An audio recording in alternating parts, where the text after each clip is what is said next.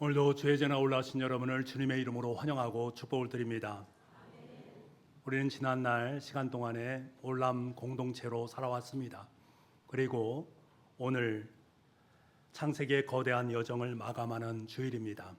하나님의 은혜 앞에 서서 그동안 우리에게 들려주셨던 창세기의 말씀을 다시 한번 되뇌어 봅니다. 창세기 1장부터 11장까지의 원 역사를 보게 되면 우리의 마음은 참 아픕니다. 하나님께서 우리 인간을 창조하실 때 너무나 좋게 만드셨습니다. 토프, 좋은 하나님께서 좋은 인간을 만드셨단 말입니다. 그리고 우리 인생 속에 하나님의 형상을 닮은 존재로 우리의 삶을 귀하게 세워주셨습니다. 하지만 인간의 타락과 끝없는 죄의 증가로 말미암아 실패와 절망으로 끝나는 듯한 원역사의 모습을 만나게 됩니다. 하지만 하나님께서는 우리를 사랑하셨습니다. 포기하지 않으시는 분이십니다. 도저히 자격 없는 우리를 구원하시기로 작정하시고 창세기 12장부터 새로운 인간의 역사를 써 내려가십니다. 우리는 그 구원의 대하소설 속에서 아브라함과 이삭과 야곱 그리고 요셉이라는 아주 걸출한 족장들을 만나게 됩니다. 족장사라고 말을 합니다. 이 족장의 이야기는 옛날의 이야기가 아닙니다. 내가 너에게 땅을 주며 내 후손을 하늘의 별처럼 번성하겠다 약속하신 하나님의 약속의 말씀, 다시 말하면 땅의 약속과 후손의 약속이 어떻게 아름답게 성취되어져 가는가 하는 과정에 대한 이야기를 우리에게 들려줍니다. 동시에 이 네 사람은 오늘을 사는 우리에게 너무나 아름다운 신앙의 이정표를 안겨줍니다. 아브라함에게는 바랄 수 없는 중에 바라는 믿음이 있었고, 이삭에게는 거친 세상 속에서도 묵묵히 양보하며 살아가는 온유의 삶이 있었고, 평생을 움켜쥐려 했던 야곱에게는 마침내 하나님의 축복이 그에게 임했습니다. 그리고 오늘 우리가 함께 나누는 이 요셉은 하나님께서 허락하신 아름다운 꿈을 마음에 소유하고 하나님께서 원하시는 꿈을 이루는 아름다운 삶의 모습으로 우리에게 비춰집니다. 요셉은 하나님이 주신 그 꿈 하나를 붙들고는 현실의 모진 고난을 하나하나 다 이겨냈습니다. 그리고 마침내 하나님의 거대한 드라마를 완성시켰습니다. 여러분, 요셉의 인생을 우리 한번 마음속으로 묵상해 보시기 바랍니다. 참 기가 막힌 인생을 살았음을 우리는 알게 됩니다. 그의 인생 자체가 기가 막힌 인생입니다. 하나님이 주신 꿈 때문에 형들의 시기를 받아서 머나먼 이국 땅 애굽으로 팔려갔습니다. 다시 말하면 노예가 되었다라는 말입니다. 노예라는 절망의 밑바닥에서도 요셉은 전혀 낙심하지 않습니다. 오직 성실함과 최선으로 맡겨진 귀한 일을 감당합니다. 그로 말미암아 보디발의 가정 총무가 되는 것들이지요. 하지만 숨을 좀 돌릴만 하니 더 큰 시련이 그를 찾아오게 됩니다. 보디발의 아내가 그를 유혹하는 것들입니다. 하지만 요셉은 그 아내의 유혹을 단호하게 거절하게 됩니다. 그런데 보디발 아내의 유혹을 단호히 뿌리친 대가가 무엇인가?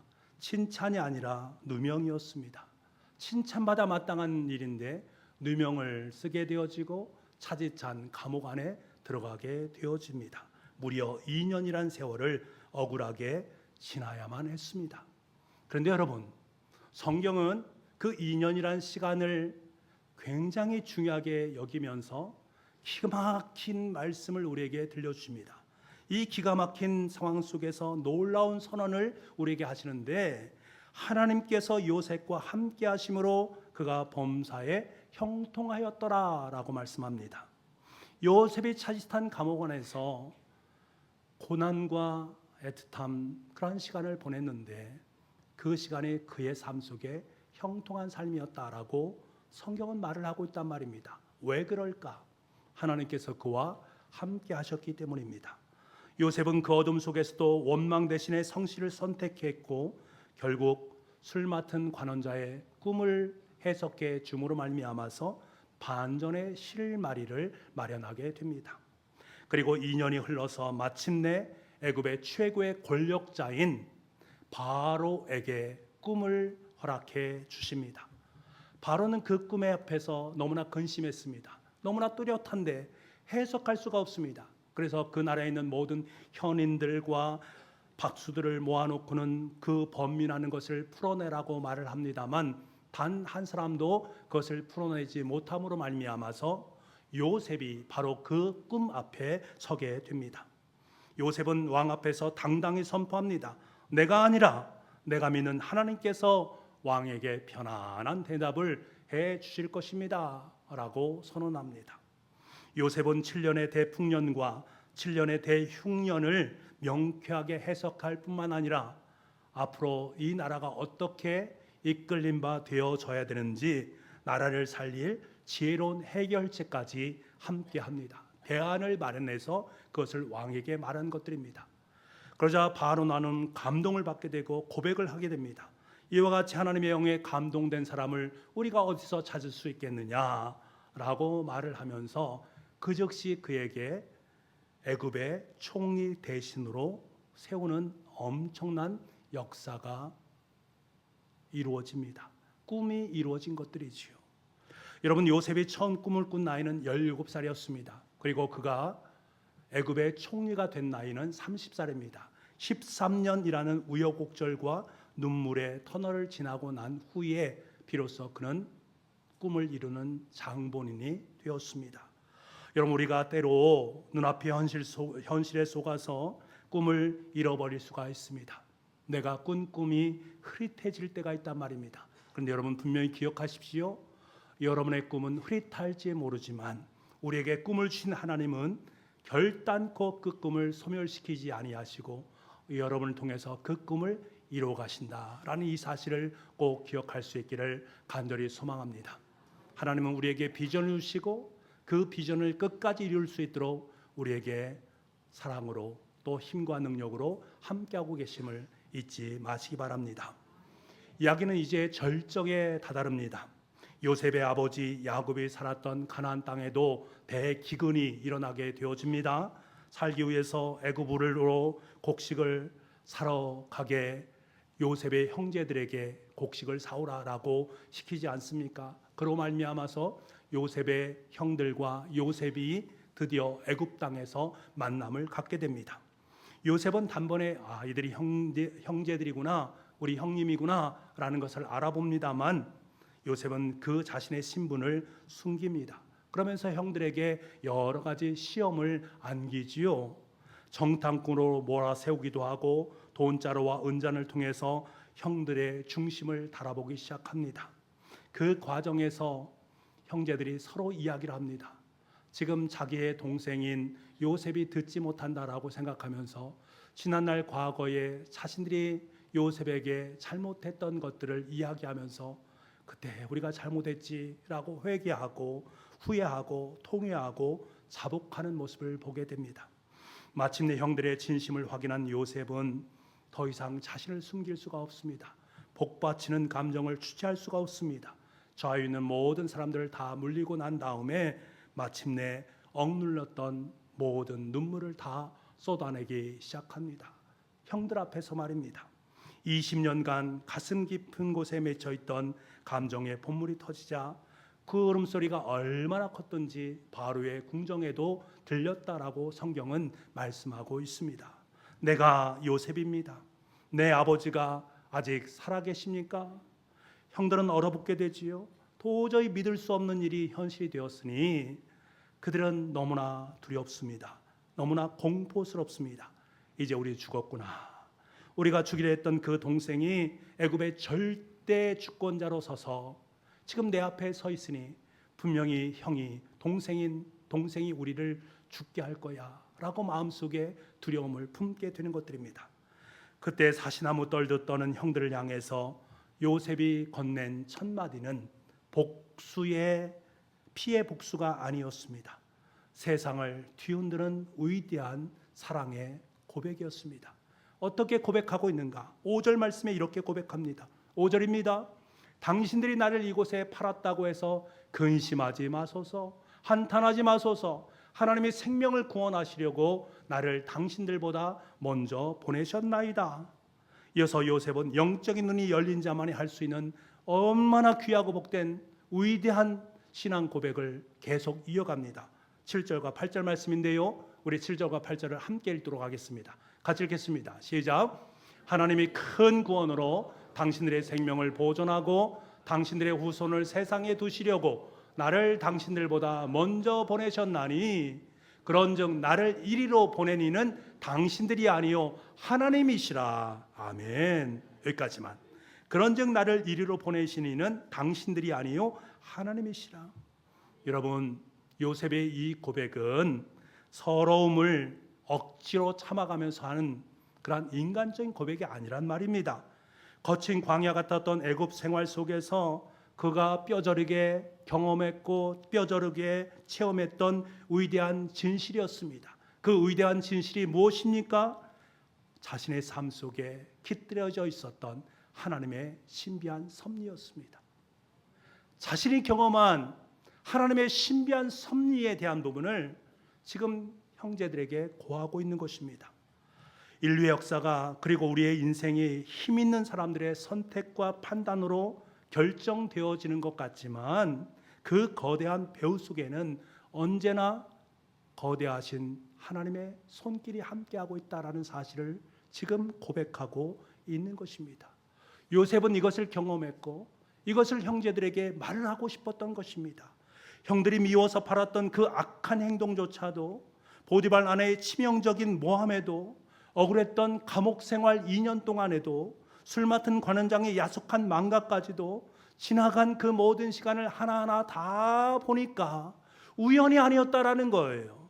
하나님의 오묘한 계획표 속에서 정확한 타이밍의 톱니바퀴처럼 모든 것이 다 연결되어진 하나님의 계획표였다라는 사실을 깨달았던 것입니다. 그렇게 요셉은 형들을 용서할 수 있었고, 형들이 나를 보낸 것이 아니라 하나님이 나를 보내셨습니다 라는 눈물겨운 하나님의 비밀의 섭리를 그들에게 일깨워 주고 있습니다. 사랑하는 북부가족 여러분, 요셉을 신실하게 인도하셨던 그 하나님께서 지금 이 자리에 저와 여러분을 인도해 주고 계심을 믿습니다. 하나님의 놀라운 비밀의 이 섭리는 지금도 여전히 저와 여러분의 삶 가운데 함께하고 있습니다. 신묘막측한 방법으로 우리의 삶의 길을 인도해 주셨습니다. 내가 오늘 이 자리에 왔지, 그래 내 힘으로 왔어.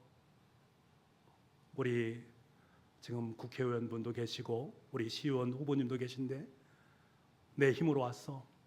교인들에게 인사하러 왔어. 그런데요, 아니라는 것입니다. 그 속에는 신묘막측한 하나님의 섭리가 깃들여져 있다라는 사실입니다. 하나님은 우리를 통해서 일하기를 원하십니다. 그래서 하나님의 섭리를 우리에게 베풀어 주시는 것입니다. 형들이 나를 보낸 것이 아니라 하나님을 나를 보낸 것입니다. 하나님이 나를 보낸 것입니다. 우리 인생을 들여다보면 참 부당한 일이 얼마나 많이 있습니까? 이해할 수 없는 막막한 벽 앞에서 하나님 도대체 왜 이러시는 것입니까? 왜 나를 이렇게 힘들게 하고 어렵게 만들어 가시는 것입니까? 왜 내 삶이 이 아픔을 내 삶 속에 허락해 주십니까? 하면서 눈물을 흘릴 때가 있단 말입니다. 마치 하나님이 내 인생을 방관하시는 것 같아서 답답할 때가 있단 말입니다. 도대체 왜 인생이 이렇습니까? 도대체 왜 이 사회가 이렇습니까? 도대체 왜 우리의 삶이 이러한 것입니까? 답답해서 잠 못 이루는 밤도 있단 말입니다. 그런데 분명히 여러분 기억하십시오. 하나님 관조하시는 분이 아니십니다. 졸지도 않으시고 주무시지도 않으면서 우리의 눈물 한 방울 한 방울을 다 세시고 병에 담아 놓으시는 분이 바로 우리 아버지 하나님이십니다. 당장은 우리의 삶이 막힌 것처럼 보인다 할지라도, 당장은 눈물이 있고 고통이 있는 것처럼 보인다 할지라도, 우리의 삶을 선하게 빚어가시는 하나님의 섭리의 손길이 있다라는 사실을 여러분 분명히 기억을 해야 됩니다. 그래서 언젠가 우리도 요셉처럼 고백할 수 있습니다. 아, 이 자리는 상처의 자리가 아니라 하나님께서 나를 빚으시고 생명을 구원하시기 위해서 부르신 자리구나. 아, 이 고난은 하나님께서 나의 생명을 살릴 뿐만 아니라 죽어가는 영혼을 살리기 위한 주님의 생명의 자리였구나 라는 사실을 고백할 수 있게 됩니다. 저는 오늘 이 말씀을 묵상하면서 지나온 저의 삶에 대한, 목회에 대한 부분을 묵상하지 않을 수 없었습니다. 목사인 저에게도 왜 어려움이 없었겠습니까? 왜 아픔이 없었겠습니까?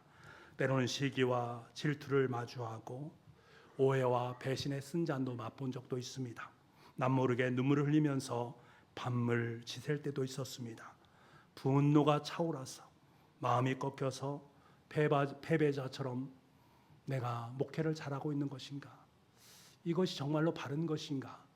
하는 그러한 마음으로 눈물을 흘린 적도 있단 말입니다. 그런데 너무나 고맙고 감사한 것은 그러한 상황이 있을 때마다 하나님은 저에게 찾아오셨고 신실하게 저를 만나 주셨습니다. 그리고 잠시 멈춰서서 그동안 저의 삶의 모습을 다시 한번 돌아보게 만들었단 말입니다. 그때마다 깨닫게 한 것은 뭐냐면 하나님께서는 저의 실수와 타인의 악함까지도 다 거두셔서 결국에는 당신께서 가장 원하시고 기뻐하시는 하나님의 선한 길로 저의 삶을 인도하셨다라는 확신을 품게 하셨단 말입니다. 이 지관 섭리를 깨닫고 나니까요, 다시 일어날 수 있었고 힘있게 용기 있게 걸어갈 수 있었고, 혹시라도 용서하지 못한 사람이 있으면 용서하는 마음이 생겼고, 그를 품고 사랑할 수 있는 마음으로 삶을 살아갈 수 있도록 만들어 주셨습니다. 그 하나님의 넉넉한 마음을 하나님의 섭리를 통해서 배워나가는 것입니다. 찬송가 나 같은 죄인 살리신 존 뉴턴이란 사람이 작시한 곡 아니겠습니까? 그분에 대한 일화인데요, 그분이 원래 노예선 선장이었습니다. 나쁜 짓을 하는 사람이었습니다. 그런데 그가 예수님을 믿게 되었단 말입니다. 그가 예수님을 믿게 되었던 그 상황이 참 기가 막힌 상황입니다. 거대한 풍랑 속에서 극적으로 회심을 하게 되는데, 그때 성경을 만나게 되거든요. 성경책을 만나면서 그것을 읽고 회심을 경험하게 되어집니다. 그런데 그 뉴턴이 탔던 그 배가 어떤 배였느냐면, 과거에 난파되어서 바닷속에 가라앉았던 배들이 있지 않겠습니까? 그것을 건져 올려서 그것이 좀 필요한 자재에 활용할 수 있는 부분들이 있는데, 그 활용할 것을 하나하나 활용해서 다시금 배를 만들었습니다. 그래서 재조립한, 재활용한 배였는데, 놀랍게도요, 그 난파선의 깊은 보관함 벽 사이에서 옛날에 어떤 한 선원이 우심고 성경을 읽다가 성경을 떨어뜨렸단 말입니다. 근데 그것이 성경이 그 벽 사이로 싹 들어가게 되었습니다. 그리고 그 배가 침몰되었단 말입니다. 그리고 수십 년 지나고 나서 그것이 다시금 건져 올려져서 그것을 조립을 해서 재활용해서 조립을 해서 만든 배, 그 배에 바로 뉴턴이 타게 되었단 말입니다. 그런데요, 거친 풍랑이 일게 되고 그 풍랑으로 말미암아서 그 벽 사이가 딱 벌어지게 돼요. 그리고 그 성경책이 뉴턴 앞으로 딱 떨어지게 됩니다. 뉴턴이 그것을 딱 보고 발견하고 난 후에 그것을 읽게 됩니다.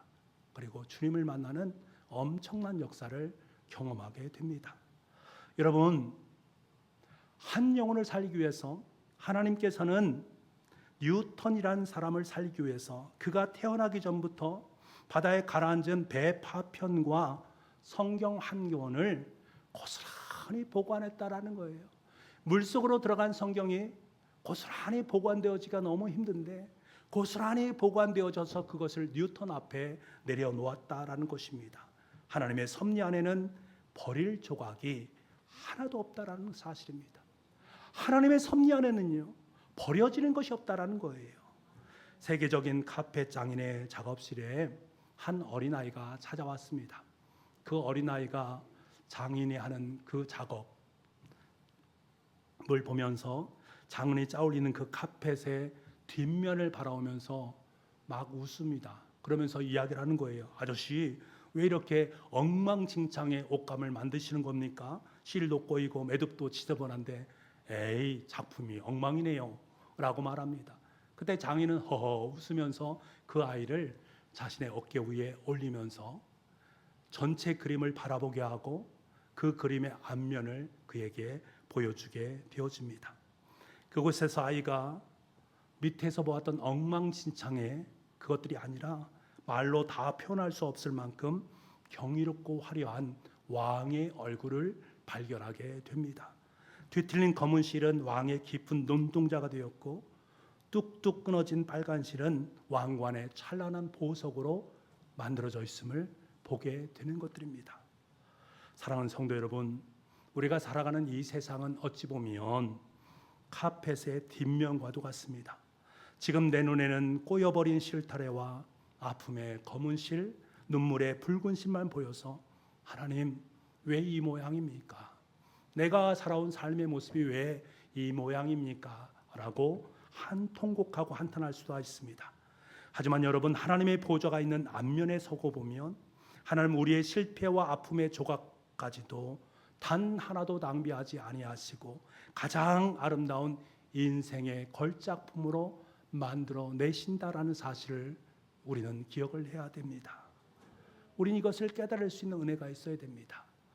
내에 보여지는 모든 현상이 아니라 그 앞면을 보게 되면 나를 통해서 얼마나 귀하게 만들어 가시고 나를 얼마나 아름다운 주님의 자녀로 세워 가시는지, 그 하나님의 걸작품을 만날 수 있는 은혜가 우리의 삶 속에 있어져야 된단 말입니다. 왜 안 그러겠습니까? 나는 하나님의 섭리에 의해서 이끌어진 주님의 자녀이기에 그 섭리 안에 살아가는 우리의 삶이 가장 복되고 아름다운 삶이 될 수 있고 하나님께서 원하시는 삶의 모습으로 빚어져 갈 수 있는 것을 우리는 깨닫게 됩니다. 이것을 깨닫게 되면 우리는 우리의 삶의 자리가 아무리 거칠어도 일희일비하지 않게 되는 것들입니다. 오직 선하신 하나님의 섭리 앞에 우리의 모든 것을 내어놓을 수 있습니다. 하나님의 주권 앞에 내 삶을 내어놓음으로 말미암아 하나님 만들어 주옵소서, 주님의 걸작품으로 만들어 주옵소서 고백해낼 수 있는 것입니다. 그때 우리의 마음에는 세상이 줄 수 없는 평안과 단단한 마음이 내 삶 속에 임하게 되는 것이지요. 저와 여러분의 삶이 바로 그러한 인생이 될 수 있기를 간절히 소망합니다. 그리고 여기서 우리는 한 걸음 더 나아갈 수 있어야 됩니다. 요셉이 깨달은 섭리의 종착지가 어디에 있는가? 바로 생명을 구원하는 일입니다. 하나님이 생명을 구원하시려고 나를 당신들보다 먼저 보내셨습니다. 나를 이곳에 먼저 보내신 이유는 하나님의 생명을 구원하시기 위함입니다 라는 말입니다. 하나님이 요셉을 억울하게 감옥에 보내시고 총리의 자리에 앉히신 궁극적인 이유가 무엇이겠습니까? 요셉 한 사람 잘 먹고 잘 살기 위함입니까? 아닙니다. 야곱의 가족을 살리고 나아가서 애굽과 열방의 수많은 생명을 살리기 위한 하나님의 위대한 계획표란 말입니다. 하나님의 위대한 섭리란 말입니다. 그 섭리 속에 귀속되어져 있는 것입니다. 생명을 구원하는 것, 이것이 바로 오늘을 사는 우리에게 주시는 하나님의 마음입니다. 여러분, 하나님이 왜 여러분을 그 힘든 직장 한복판으로 불러주셨습니까? 하나님께서 왜 여러분의 가정 속에 여러분을 세워주셨습니까? 하나님께서 왜 우리 정치하시는 분 정치하는 한복판으로 이끌어 주셨습니까? 도대체 왜 그런 것입니까? 그 속에 하나님의 섭리가 있습니다. 요셉의 고백처럼 그곳에 있는 죽어가는 생명을 구원하기 위해서 내가 너를 먼저 보냈다 라고 말씀하시는 하나님의 음성이 있습니다. 나를 그곳에 먼저 보내주셔서 하나님의 일을 이루시기 위한 주님의 마음입니다. 여러분, 내가 겪은 고난의 깊이가 깊을수록 그 고난을 통과하면서 얻은 위로와 은혜는 낙심한 이웃을 살리는 가장 강력한 구원의 도구, 바로 전도입니다. 내가 먼저 겪은 아픔의 실태래가 카펫의 앞면에서 아름다운 왕의 얼굴로 변하는 그 삶을 내가 그분에게 보여줌으로 말미암아 그분이 이 카펫의 앞면이 위대하듯이 예수님을 믿는 것이 너무나 값지고 귀하다라는 것을 보여주는 것이 전도란 말입니다. 나를 이리로 보낸 이는 당신이 아니요 하나님이시다 라고 위풍당당하게 고백했던 요셉의 고백이 우리의 삶의 실상이 될 수 있기를 원합니다. 내가 서 있는 삶의 현장에서 나를 보내신 하나님의 섭리를 기억하면서 낙심한 영혼들에게 예수 그리스도의 복된 복음을, 그래서 나를 이곳에 보낸 분이, 먼저 보낸 분이 하나님입니다 라고 고백하면서 그에게 복음을 나눌 수 있는 우리가 될 수 있기를 간절히 소망합니다. 반드시 기억하십시오. 나는 하나님께서 먼저 보내주신 하나님의 신비한 섭리의 장본인이다 라는 사실을 결코 잊지 마시기 바랍니다. 지금 우리는 러브이로 삶 전도잔치를 진행하고 있습니다.